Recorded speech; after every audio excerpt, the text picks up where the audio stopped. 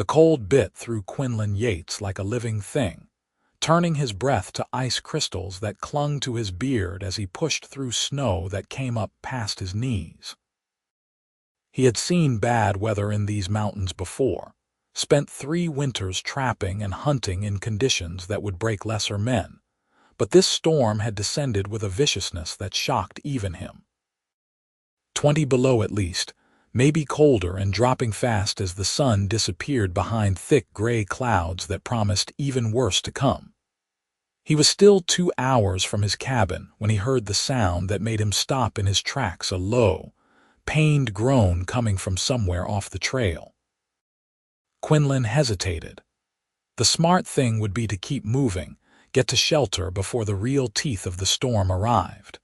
But he had never been the type to leave a creature suffering, whether it was a wounded deer or a lost traveler.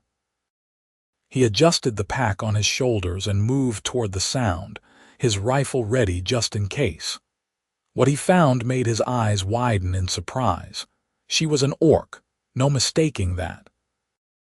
Green skin stood out stark against the white snow, and even huddled as she was against the base of a pine tree, he could see the small tusks that curved up from her lower jaw.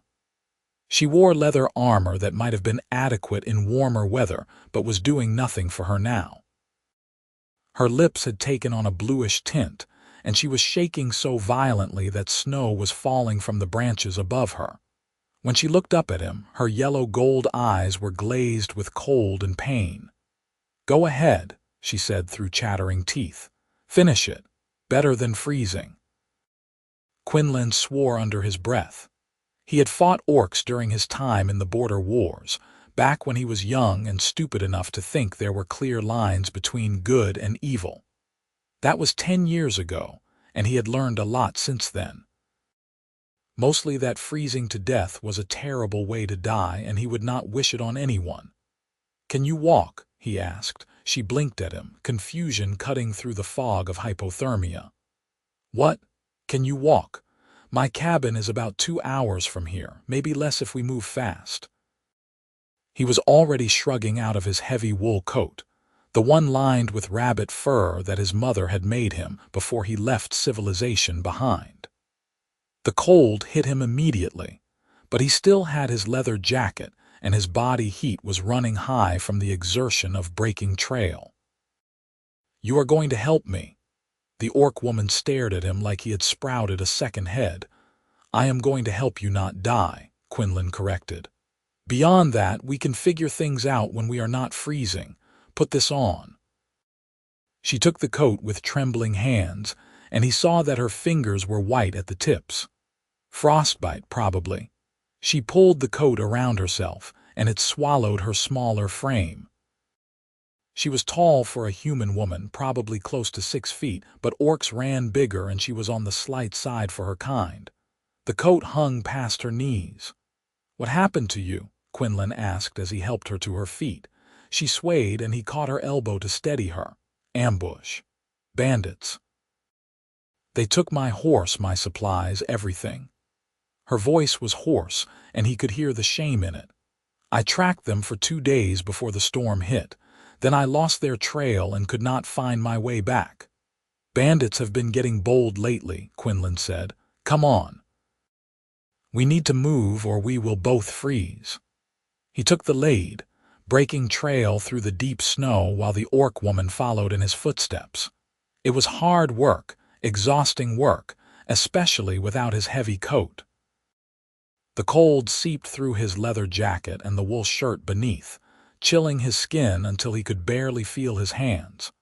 But he kept moving, kept pushing forward, because stopping meant dying. Behind him, he could hear the orc struggling to keep up. Her breathing was ragged, her steps uneven. Every few minutes she would stumble, catch herself, keep going. Quinlan slowed his pace as much as he dared, but they could not afford to take too long. The temperature was still dropping and the wind was picking up. Soon it would be a full whiteout. "What is your name?" She called out after they had been walking for half an hour. Quinlan Yates." "I am Grushka." A pause. Thank you, Quinlan Yates. I do not understand why you are helping me, but thank you. Tell me that when we get to the cabin, and I know I am not going to lose my fingers to frostbite, Quinlan said, but there was no real bite to his words. The truth was, he did not fully understand it himself. All he knew was that leaving her to die had never been an option, not really. The storm grew worse. Wind whipped the snow into blinding sheets that reduced visibility to almost nothing. Quinlan navigated by instinct and memory, following the contours of the land he knew so well. There was the lightning-struck stump that marked the turn toward the creek bed. There was the old beaver dam. His cabin was close now, maybe another 20 minutes. Grushka fell. He heard the soft thump behind him and turned to find her face down in the snow, his coat spread around her like dark wings. Quinlan's heart jumped into his throat. He hurried back and turned her over, checking for a pulse. It was there, steady but weak. She had simply run out of strength. "Come on," he muttered, getting his arms under her and lifting. She was heavy, solid muscle, even if she was small for an orc, but he had carried deer carcasses farther than this. He adjusted his grip and started walking again, pushing through snow that fought him with every step. His arms were screaming by the time he saw the dark shape of his cabin through the swirling white. It was a simple structure, one room with a sleeping loft, but it had thick walls and a good stone fireplace. More importantly, it was shelter. Quinlan kicked the door open and stumbled inside, laying Grushka down on the pile of furs that served as his bed. His hands were shaking so badly, it took 3 tries to get his flint and steel working, but finally he had sparks, then flame, then a fire crackling to life in the hearth. The cabin began to warm slowly. Quinlan stripped off his wet jacket and boots, then turned his attention to Grushka. Her eyes were closed, her breathing shallow. He pulled off her wet leather armor piece by piece, trying not to think too hard about the fact that he was undressing an unconscious woman. Beneath the armor she wore a simple linen shirt and wool pants, both soaked through. Those had to go too. Quinlan grabbed one of his spare shirts and a pair of wool long underwear from his trunk, averting his eyes as he got her into dry clothes. Then he wrapped her in every blanket and fur he owned and positioned her as close to the fire as he dared. Her hands and feet were the biggest concern. The white patches of frostbite stood out clearly against her green skin. He filled a basin with cool water, not warm. Warming frostbitten flesh too quickly could cause more damage, and soaked cloths to wrap around her extremities. Only when she was settled did Quinlan allow himself to collapse into his chair by the fire. Every muscle in his body ached. He was exhausted, cold to his bones despite the growing warmth of the cabin, and he still needed to check on his animals in the small barn attached to the back of the cabin. But he gave himself 5 minutes to just sit and breathe and be grateful that they had made it. Outside, the storm howled. Inside, the fire crackled. Grushka slept on, and Quinlan watched the rise and fall of her chest, monitoring her breathing. He found himself studying her face. She was young, probably not more than 20 or so. Her features were strong, prominent cheekbones, a broad nose, the small tusks that marked her as orc. But there was a vulnerability to her sleeping face that made something in his chest tighten. He shook his head and stood up. No point in going down that road. She was a person who had needed help, and he had provided it. When the storm passed, she would go her way and he would go his, and that would be that. The world was not kind to orcs and humans who got too friendly with each other. He had seen what happened to people who crossed those lines, and it never ended well. Quinlan pulled his boots back on and headed out to the barn to feed his horse and the goats. The cold hit him like a wall, but at least the barn was only steps away, and he had a rope strung between the buildings for exactly this kind of weather. His animals were huddled together for warmth, steam rising from their bodies. He gave them extra feed and fresh water, checked that their shelter was secure, and hurried back to the cabin. Grushka was awake when he came back inside. She was sitting up, wrapped in blankets, staring at the fire. When she heard him, she turned, and he saw wariness in her golden eyes. "How are you feeling?" Quinlan asked, brushing snow from his shoulders.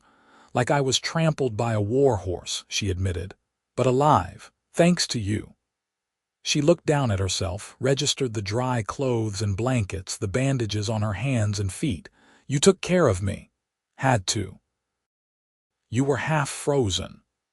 Quinlan moved to the fire and began preparing a simple meal of dried meat, beans, and hardtack. Not fancy, but it would fill their bellies and give them warmth from the inside. "How are your hands and feet?" "They hurt," Grushka said. "But I can feel them, which I suppose is good. Pain means the tissue is still alive. We will need to keep an eye on them for the next few days, make sure infection does not set in." Quinlan added water to the pot and hung it over the fire. "You are welcome to stay until the storm passes and you are strong enough to travel." "Just like that?" Grushka's voice was sharp with disbelief. "You take me in, care for me, offer me shelter, and you do not even know who I am or what I might have done." "Does not matter what you have done," Quinlan said. "Out here in this weather we help each other or we die. That is the only law that counts." Grushka was silent for a long moment. Then she said quietly, "I have never met a human like you." "I have known plenty of humans who would have done the same." "Not for an orc." Quinlan could not argue with that. He had known plenty of humans who would have left her to freeze, or worse. The hatred between their peoples ran deep, fed by generations of war and bloodshed. His own father had been killed by orc raiders when Quinlan was just a boy. He should have hated her by all rights. But looking at her now, wrapped in his blankets by his fire, all he felt was tired. "Well," he said finally, "I am not most humans." A ghost of a smile touched Grushka's lips. "I am beginning to see that." They ate in companionable silence when the food was ready. Outside, the storm raged on. Inside, the cabin was warm and safe, a small bubble of shelter against the harsh world. Quinlan found himself stealing glances at Grushka when he thought she was not looking, noticing little details. The way she held her spoon, careful and precise. The small scar that crossed her left eyebrow. The intelligence in her eyes as she studied the cabin, taking in every detail. "You live here alone?" she asked eventually. "For 3 years now, I trap, hunt, sometimes trade furs and meet with the settlement down the mountain. It is a quiet life, but it suits me." "Why did you leave civilization?" Quinlan shrugged. "Got tired of the noise, the politics. The constant fighting. I fought in the border wars for 5 years and I saw enough bloodshed to last me a lifetime. When I mustered out, I came up here where things are simple. The mountain does not care about the color of your skin or who your parents were. It treats everyone the same." "Harshly," Grushka said. "Fairly," Quinlan corrected. "If you respect it, prepare for it, understand it, you can make a good life here. If you are foolish or careless, it will kill you. But it is honest about it, not like people." Grushka nodded slowly. "I understand that. My clan cast me out 2 months ago. I have been wandering since then, trying to find a place where I fit." "Why did they cast you out?" She was quiet for so long that Quinlan thought she was not going to answer. Then she said, "I refused to marry the warrior my father chose for me. He was a brute, cruel to the weak. I told my father I would not bond with someone like that. He said I dishonored the family, so I left before they could force me. That took courage or stupidity." Grushka smiled, but there was pain in it. "I am not certain which yet." "Courage," Quinlan said firmly. "Choosing your own path even when it is hard, that is always courage." She looked at him then, really looked at him, and something passed between them. a moment of understanding, of recognition. They were both outcasts in their own way, both people who had chosen difficult paths rather than bend to what others expected of them. The storm lasted 3 days. Quinlan had weathered bad storms before, but this one was exceptional even by mountain standards. The wind howled like a living thing, and snow piled up against the cabin walls until he had to dig out the door every morning just to get to the barn. But inside, life settled into a strange domesticity. Grushka's frostbite was not as bad as it could have been, thanks to Quinlan's quick treatment. She could walk, though her feet were tender, and most of the feeling had returned to her fingers. She insisted on helping with the chores despite his protests, and Quinlan found himself appreciating the company. It had been a long time since he had someone to talk to besides his horse. They cooked together, Grushka showing him orc recipes she remembered from childhood while he taught her how to make proper sourdough bread. They talked about everything and nothing, books they had read, places they had been, dreams they had harbored.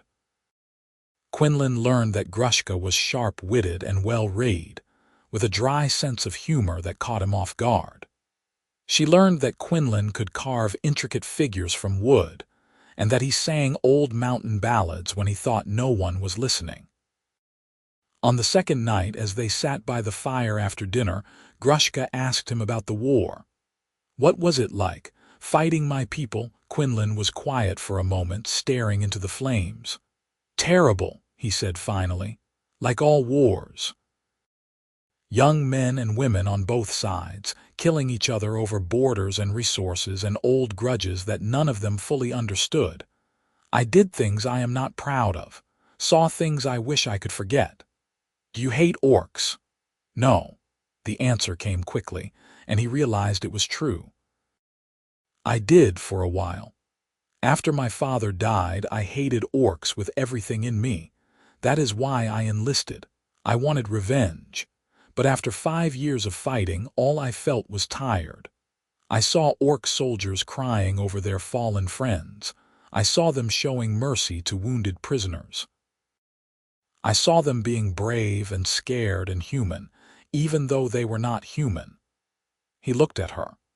"I realized that hating an entire people because of what some of them did was the same as being hated for what some humans did. It was not fair, and it was not right." Grushka's eyes were bright in the firelight. "Thank you for that, for seeing us as people." "You are people," Quinlan said simply. "Anyone with eyes can see that. Not everyone has your eyes." On the third day, the storm finally broke. Quinlan woke to silence, that particular quality of stillness that comes after a big storm. He climbed down from the loft where he had been sleeping, giving Grushka his bed, and opened the door to a world transformed. Snow had buried everything under several feet of white, glittering in the morning sun. The sky was a brilliant blue, and the air was so cold it hurt to breathe. Grushka came to stand beside him, wrapped in one of his blankets. "Beautiful," she said softly. "And deadly," Quinlan added. "That much snow makes travel dangerous. Avalanches, hidden obstacles, breaking through ice you cannot see. You will need to stay a while longer until the worst of it settles." He expected her to argue, to insist she could manage. Instead, she just nodded. "If you are certain I am not imposing." "You are helping," Quinlan said. "Having an extra pair of hands makes the work lighter." It was true. Over the next week, as they worked to dig out from the storm, Quinlan found himself relying on Grushka's strength and determination. She might have been small for an orc, but she was still stronger than he was, able to shift heavy loads of snow that would have taken him twice as long.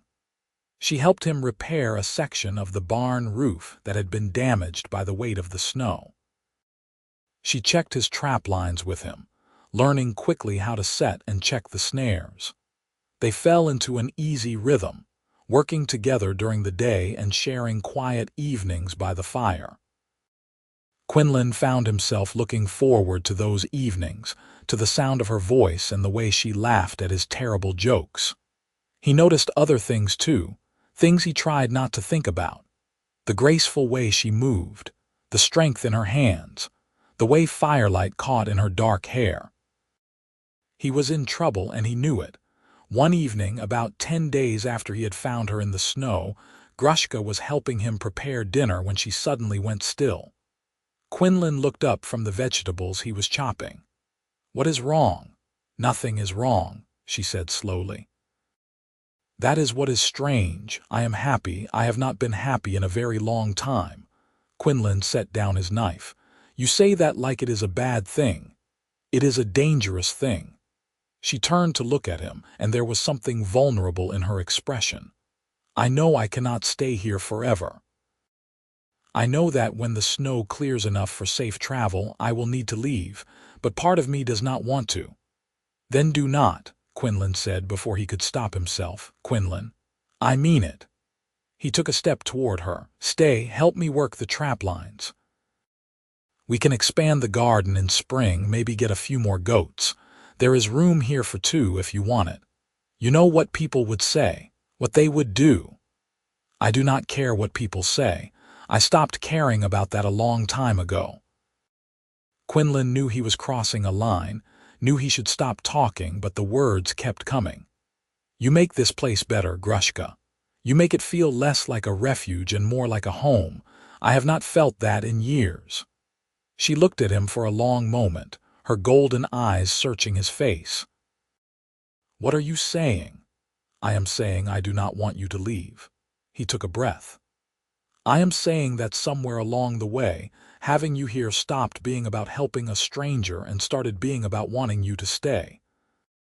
I am saying that I think I am falling for you, and I know that is complicated and probably foolish, but it is the truth."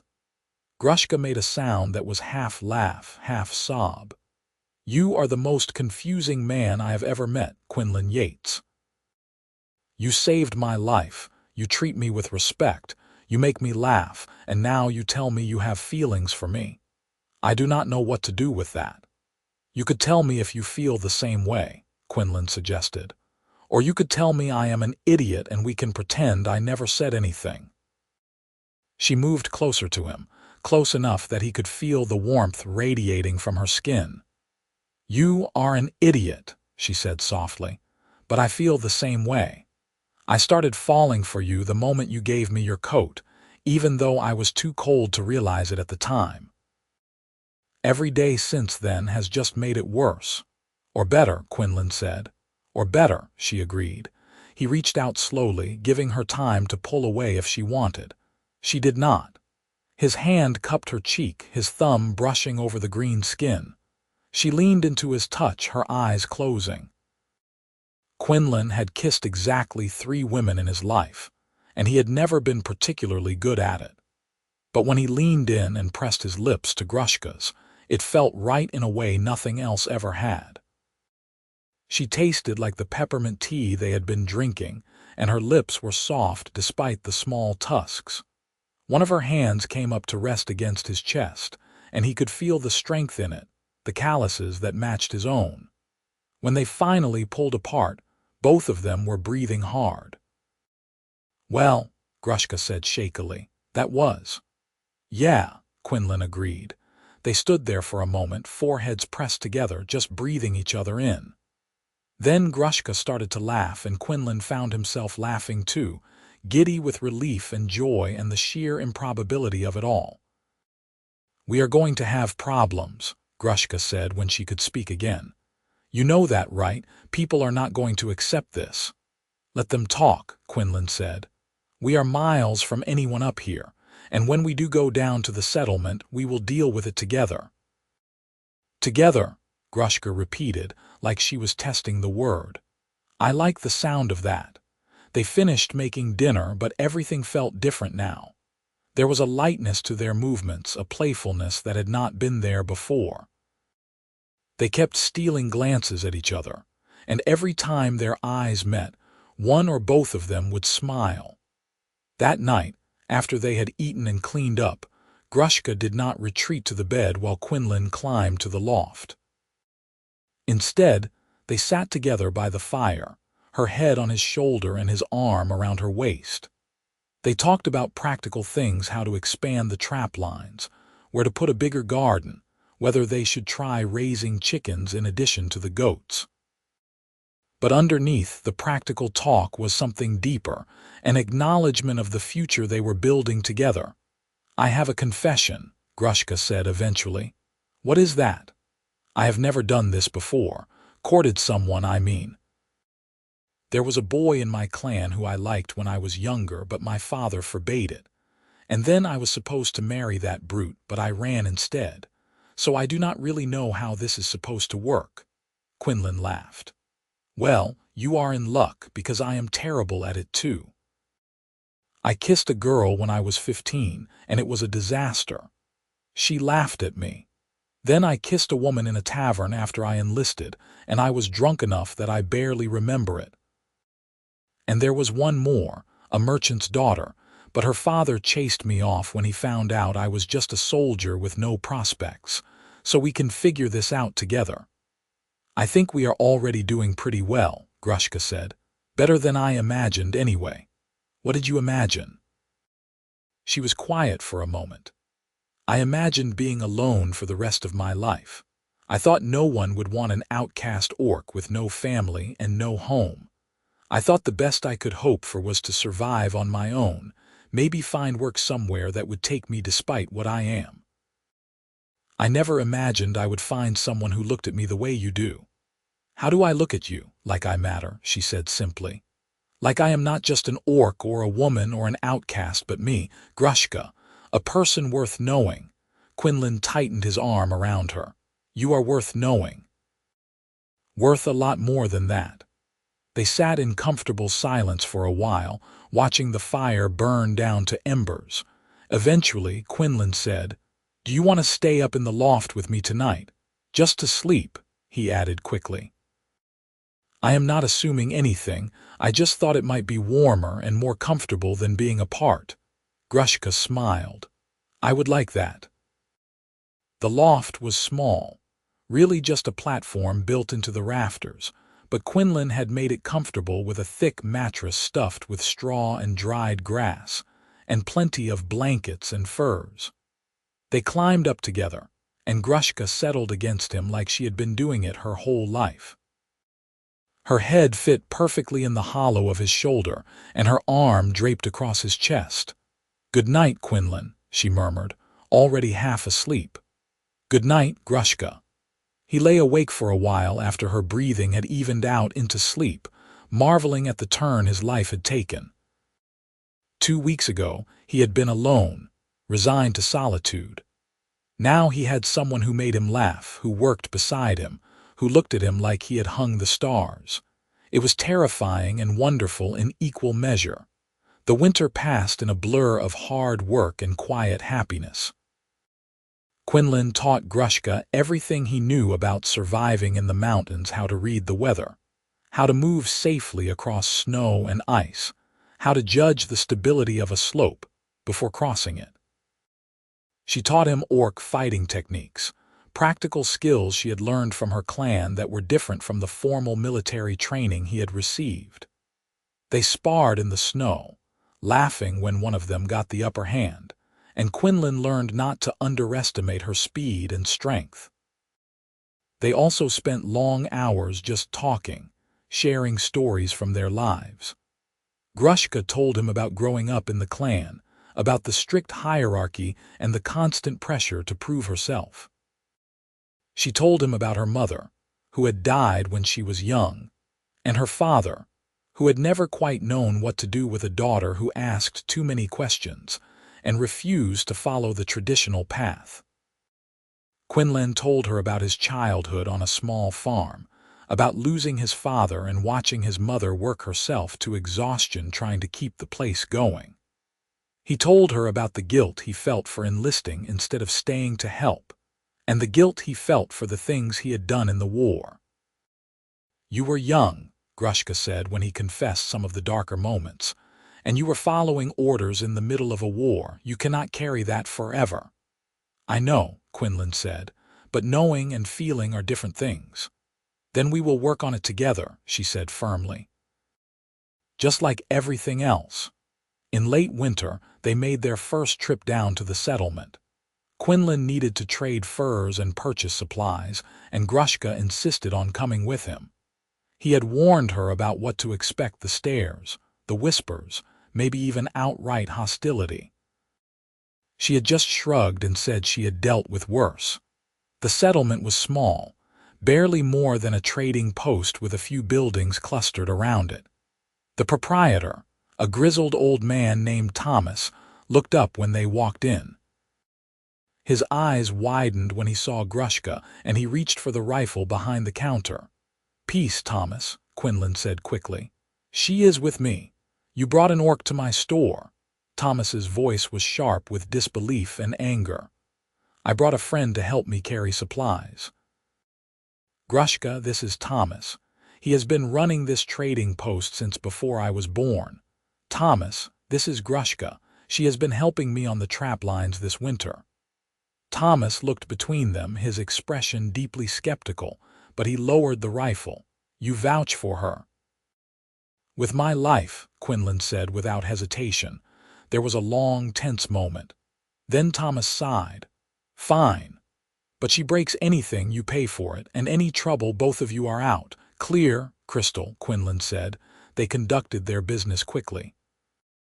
Quinlan traded his furs for salt, flour, sugar, and other supplies they needed. He also purchased fabric and thread at Grushka's request.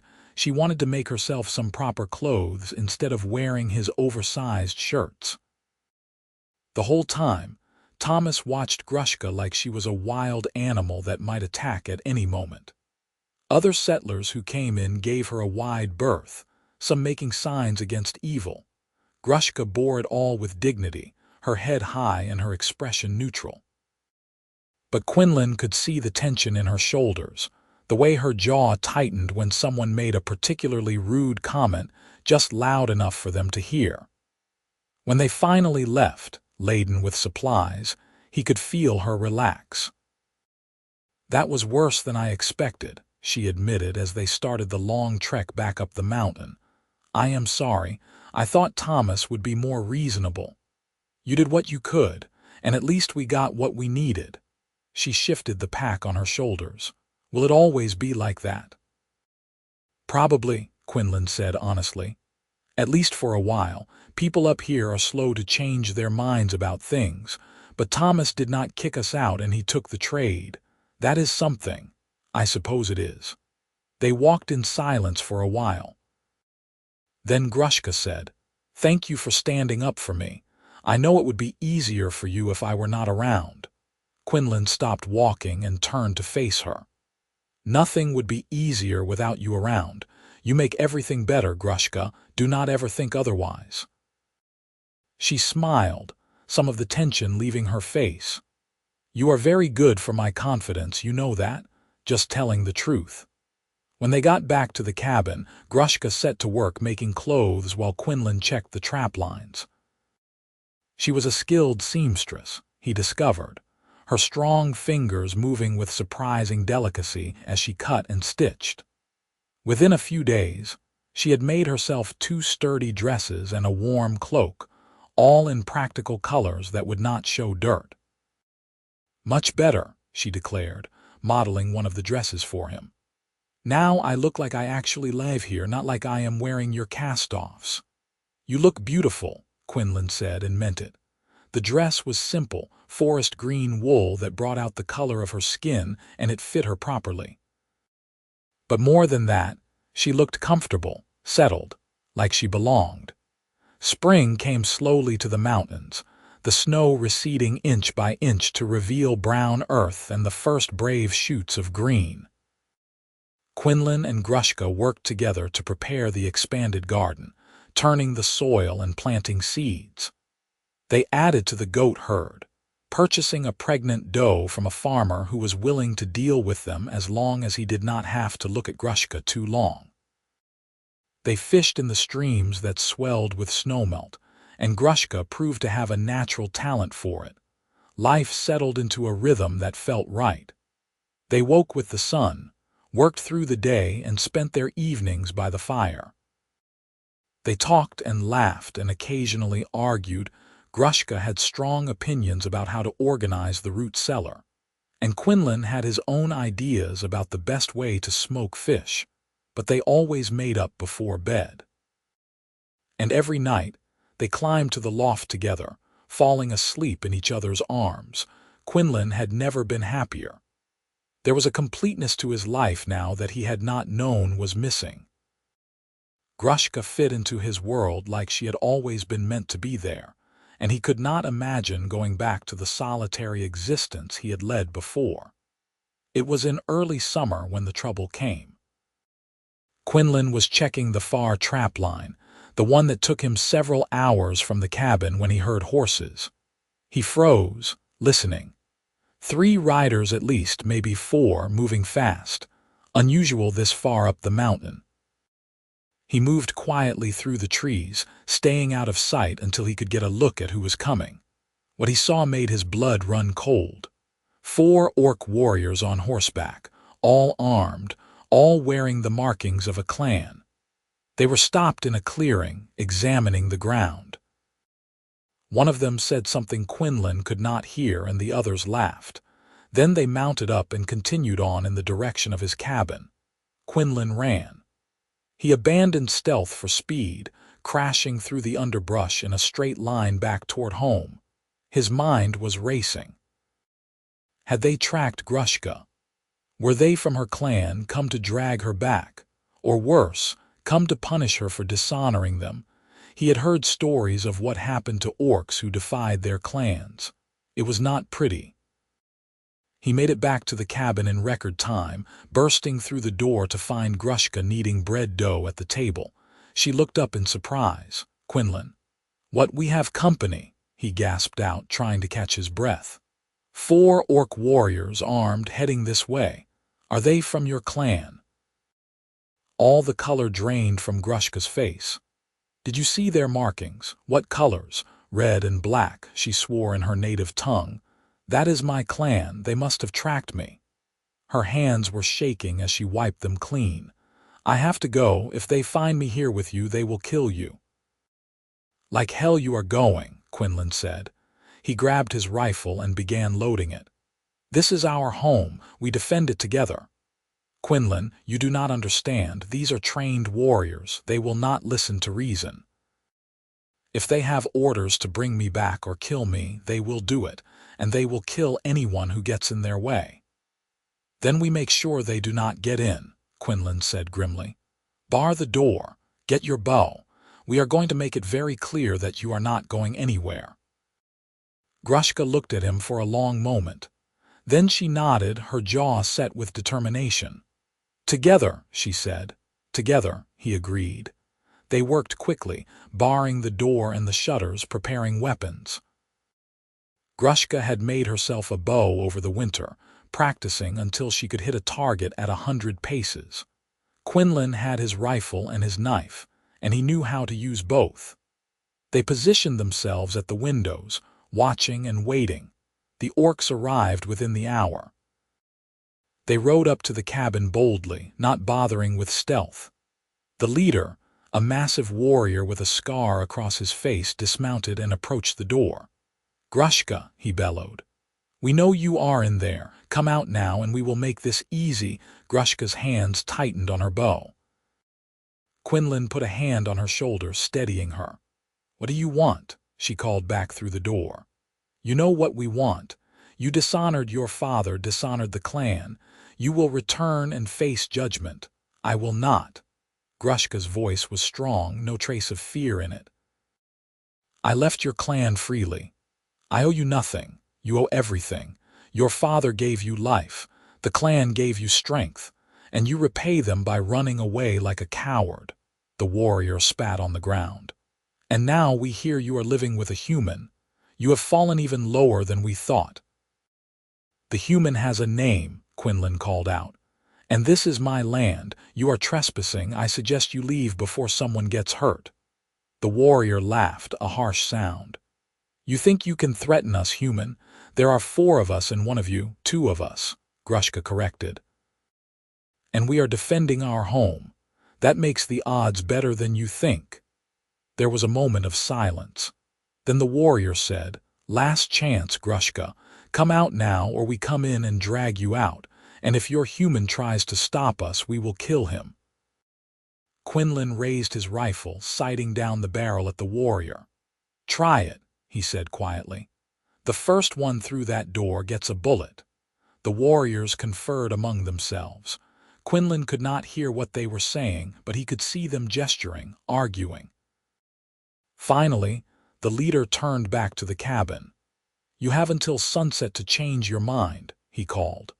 "After that, we are coming in, and we will burn this place to the ground if we have to."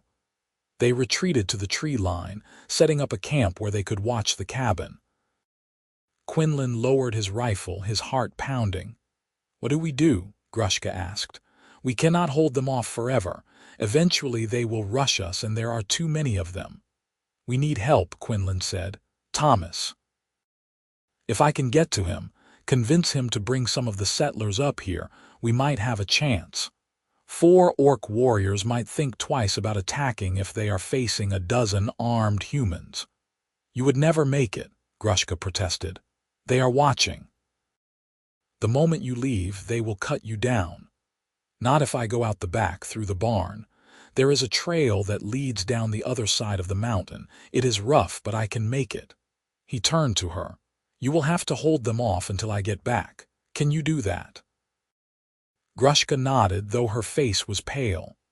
"I can do it. But Quinlan, if something happens, if they get in before you return, they will not," he said fiercely. He pulled her close, pressing a hard kiss to her lips. "I am coming back, and I am bringing help. Just hold on." He grabbed his pack, stuffing it with ammunition and supplies. Then he moved to the back of the cabin where a small door led into the barn. He paused at the threshold, looking back at Grushka. "I love you," he said. It was the first time he had said the words out loud, and they felt right, felt necessary. "I love you, and I am not going to lose you, not to them, not to anyone." Tears glistened in Grushka's eyes, but she smiled. "I love you too, now go, and hurry back." Quinlan slipped out through the barn, moving quietly past his nervous horse and the goats. The back door opened onto a steep slope that led down into thick forest. He could not see the orc warriors from here, which meant they probably could not see him. He closed the door behind him and started down the trail, moving as fast as he dared. The trail was rough, barely more than a game path, and it wound through treacherous terrain. Quinlan had to scramble over rocks and fallen logs, sliding on loose scree in places. But he kept moving, driven by the knowledge that Grushka was alone and in danger. He had to get help. He had to get back to her. It took him 3 hours to reach the settlement, pushing himself harder than he ever had before. He stumbled into Thomas's trading post, covered in sweat and breathing hard. Thomas looked up from his ledger, startled. "Quinlan?" "What in blazes need help?" Quinlan gasped out. "Orc warriors at my cabin, 4 of them. They are after Grushka, going to kill her, kill me, burn the place down." Thomas's expression hardened.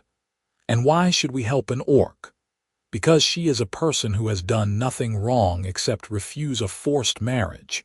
Quinlan slammed his hand on the counter.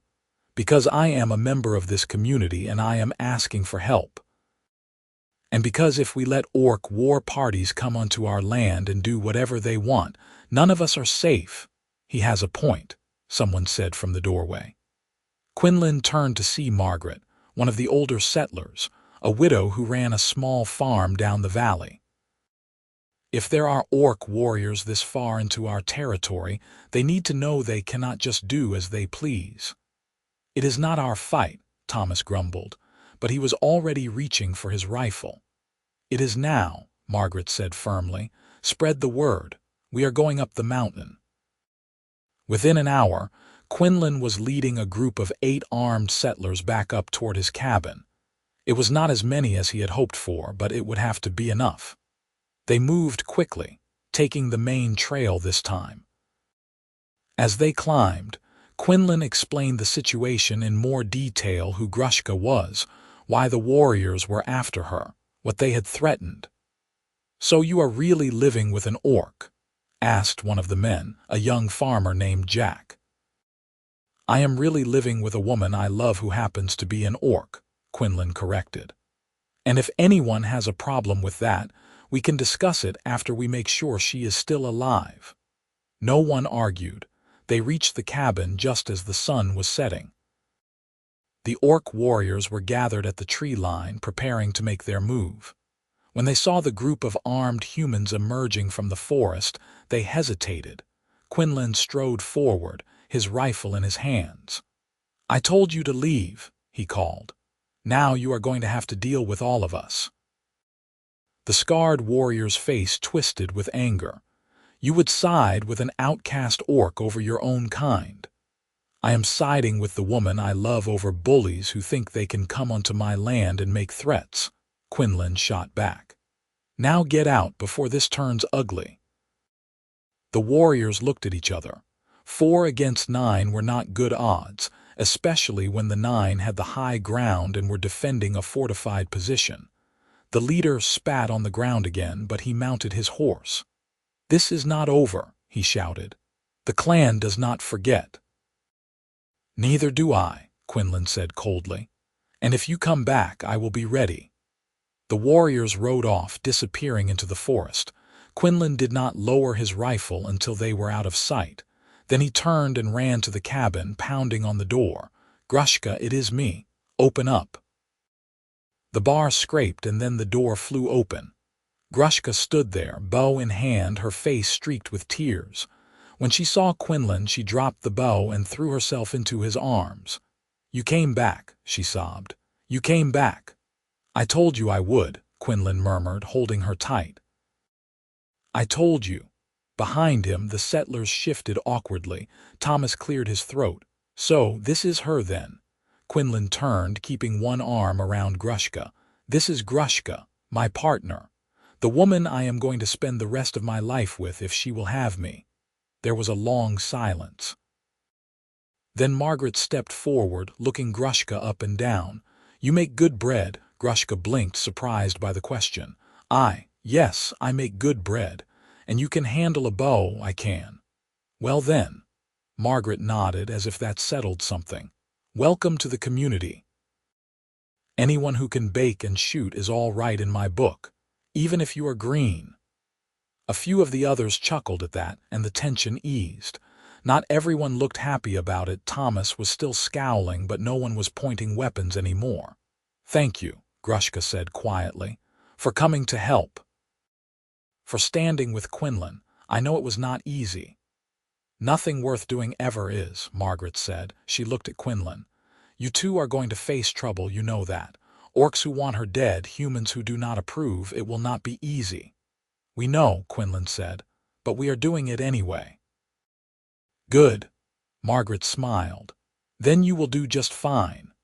The settlers stayed for a while, sharing a meal and making sure the orc warriors were truly gone. Grushka, nervous at first, gradually relaxed as people spoke to her like a person instead of a threat. She told stories about growing up in the clan and listened to stories about the settlement. By the time the group left to head back down the mountain, she had tears in her eyes again, but these were tears of gratitude. When they were finally alone, Grushka turned to Quinlan. "I cannot believe you did that. You risked your life, convinced your community to help, all for me." "Of course I did," Quinlan said. "I told you I love you. That means fighting for you when you need it." "I love you too." She kissed him, soft and sweet. "And I have something I need to say. You asked me to stay all those months ago, but we never really talked about what that meant, about the future." "What do you want it to mean?" Grushka took a deep breath. "I want to build a life with you, a real life, not just surviving but thriving. I want to work beside you, laugh with you, grow old with you. I want to be your wife if human customs allow such a thing." Quinlan felt his heart swell. Human customs allow all kinds of things as long as both people agree, and I agree. I want you as my wife more than I have ever wanted anything, even though I am an orc, especially because you are you." They kissed again, longer this time, pouring all their love and relief and joy into it. When they finally broke apart, both were smiling. "We should do it properly," Quinlan said.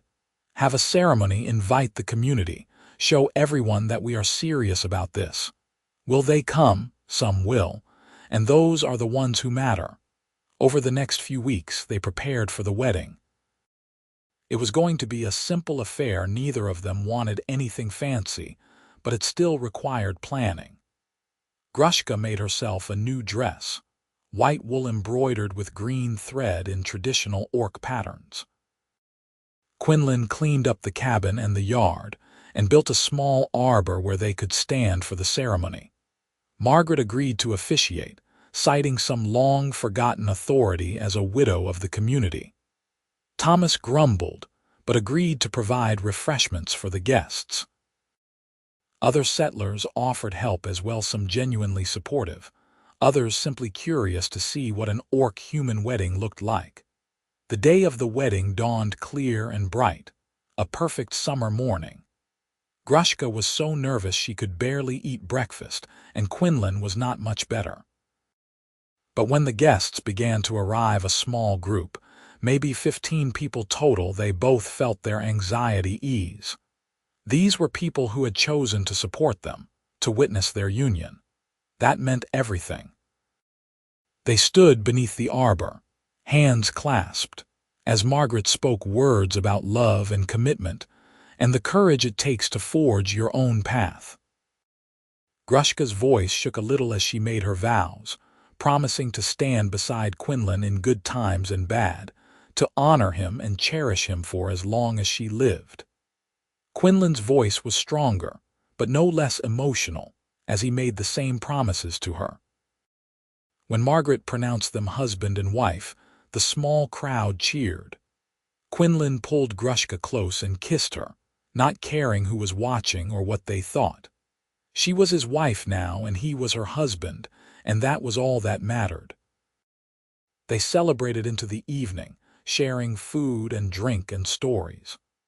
Grushka laughed until her sides hurt, and Quinlan found himself surrounded by people offering congratulations and advice. Even Thomas, after a few drinks, admitted that maybe he had been too harsh in his judgment. "You two seem good together," he said grudgingly.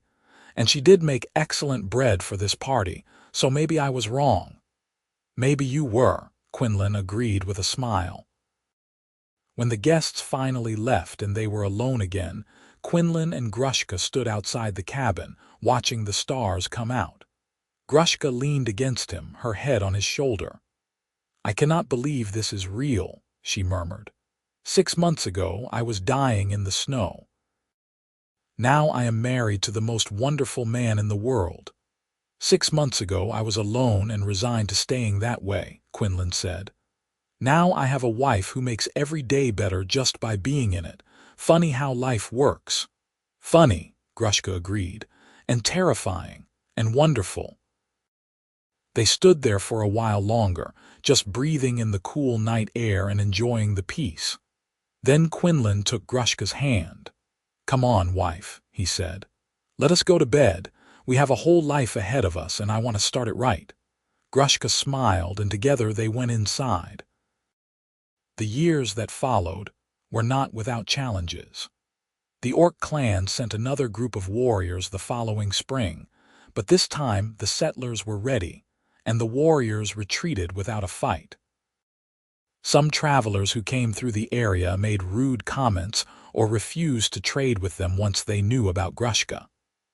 There were hard winters and dry summers, illness and injuries, all the normal struggles of life on the frontier. But through it all, Quinlan and Grushka faced everything together. They expanded their homestead, adding a proper barn and a second room to the cabin. They took in a young orc boy who had been orphaned in a raid, raising him as their own. They became fixtures in the community, respected for their hard work and their unwavering commitment to each other.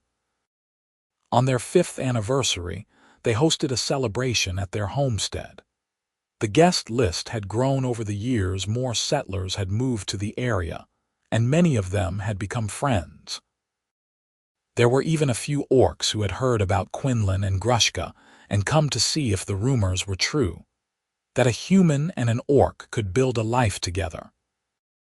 As Quinlan looked around at the gathered crowd, at the children playing together regardless of the color of their skin, at the humans and orcs sharing food and conversation, he felt a deep sense of satisfaction. It was not perfect. Prejudice still existed, and there were still people on both sides who hated the idea of their union.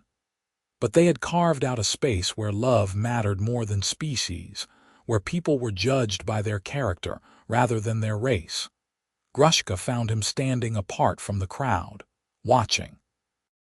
She slipped her hand into his. "What are you thinking about?" she asked. "About the day I found you in the snow," Quinlan said. "About how I almost kept walking, how I almost left you there. But you did not." "No, I did not." He turned to face her, taking both her hands in his. "And that decision changed my entire life. You changed my life, Grushka. You made me better, made everything better." "You saved my life," Grushka said, "in more ways than one. I was dying that day, yes, but I was also dying inside. I had given up on ever finding a place where I belonged, on ever being loved. You gave me all of that." They kissed, slow and sweet, ignoring the good-natured catcalls from their guests. When they pulled apart, both were smiling. "Come on," Grushka said. "We have guests to attend to." "And I believe Margaret made one of her famous pies. Lead the way, wife." They rejoined the party, moving through the crowd together, greeting friends and neighbors. Their son, a gangly 12-year-old now, was showing off his archery skills to a group of impressed children. Their garden was flourishing. The barn was full of healthy animals, and their cabin, now expanded to accommodate their growing family, was filled with laughter and love. It was not the life Quinlan had imagined for himself when he first came to the mountains. It was better. It was real and messy and complicated and absolutely perfect. And it had all started with a simple choice to stop, to help, to care about a stranger freezing in the snow. Sometimes, Quinlan thought, the most important decisions you make are the ones where you choose kindness over convenience, compassion over fear. He had chosen to give Grushka his coat and break trail ahead for her, and in return, she had given him a life worth living. As the sun set and the celebration continued into the night, Quinlan stood with his arm around his wife, surrounded by their friends and family, and felt nothing but gratitude. The world outside their little community might still be harsh and unforgiving, but here, in this place they had built together, there was warmth and acceptance and love. And really, what more could anyone ask for?